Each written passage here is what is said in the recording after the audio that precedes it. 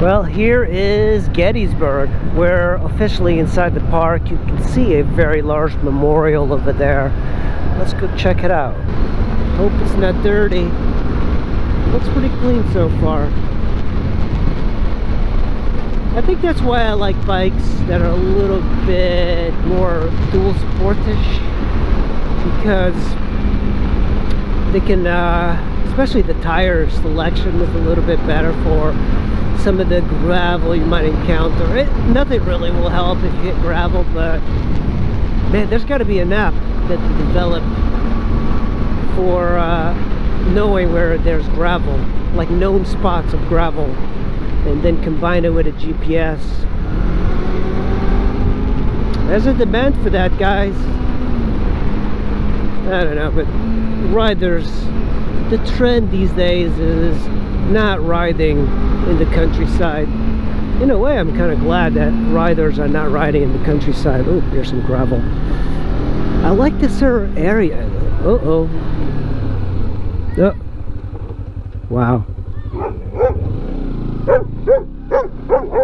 Man, that was kind of close. All right, buddy. All but.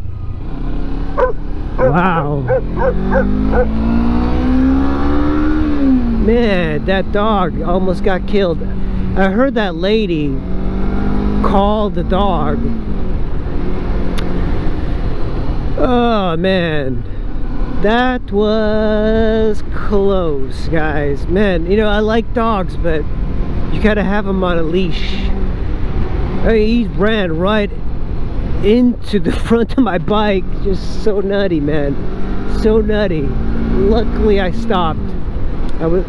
I kind of saw it coming. Like, these dogs, I'm used to being chased by dogs in Europe, you know, not walking around, but usually on a motorcycle they chase you. They chase you down. I hope that lady catches that dog and puts him inside. There's like something really weird about dogs and motorcycles. They always bark. My dog, when she sees motorcycles, she gets happy, but that's because she knows I ride a motorcycle. So she always thinks that somebody on a motorcycle is me. So she like starts wagging her tail. But she's more of a indoor dog, so she doesn't go chasing things. Well, I'm glad I didn't kill that dog. I got worms.